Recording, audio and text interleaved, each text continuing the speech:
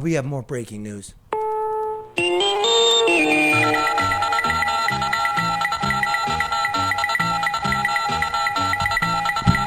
Donald Trump has been indicted.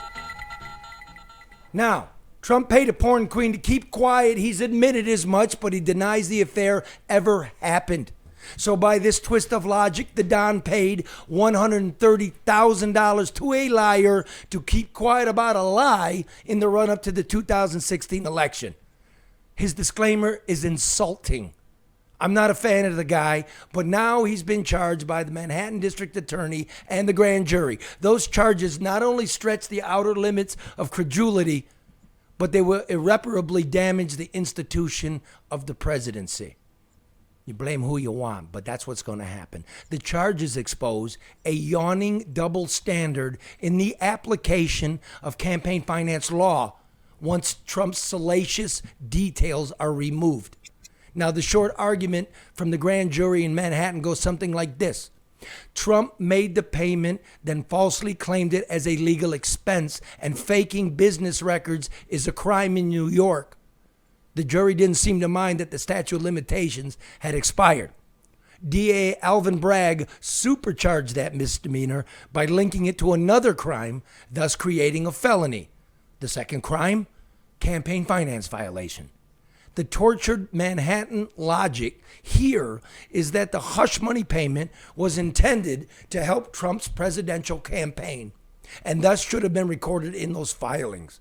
Never mind that Trump was running for a federal office, not statewide in New York, and never mind the precedent this sets, that anything that's beneficial to you if you're running for public office as a decent person can now be held against you. Not that that's what Trump was doing. I'm just saying. They say a grand jury can indict a ham sandwich, and in Manhattan this evening, they did, along with a sidecar of Bloody Marys, which brings me to the double standard here in Michigan, where we choose to indict a slice of pizza and a can of Pabst. Remember Michigan Governor Gretchen Whitmer and her infamous airplane rides?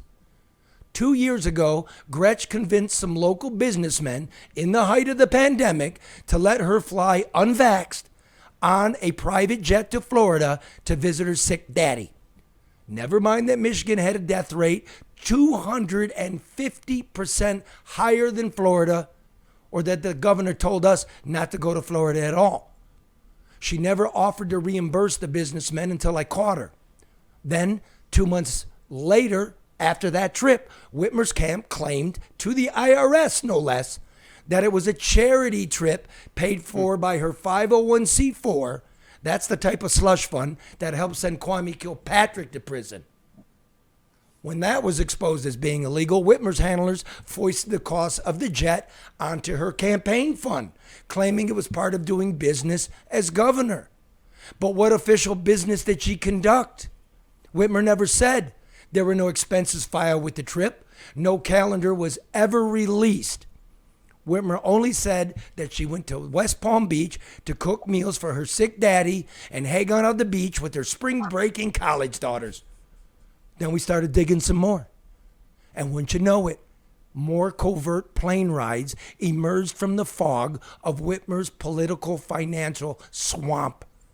The cost of those trips, too, were funneled to the campaign account.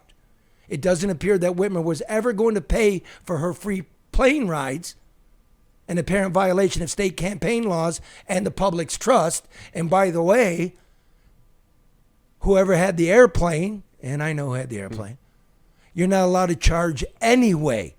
So where are the checks? Who took them? They can't take a nickel for it. You see the parallels?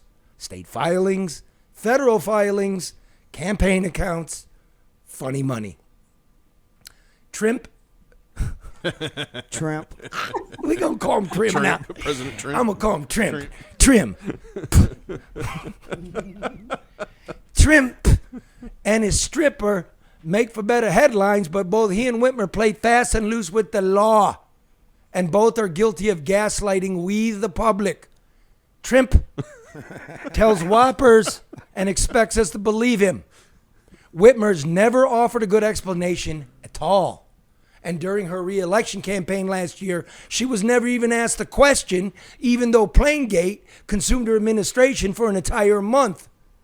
Now Trump has been indicted. So in the spirit of equality and equal justice for all, someone ought to take a second look at Whitmer. After all, what's good for the goose is good for the Michigan gander. You can't sleep, watch the news. You want the news, no BS News Hour.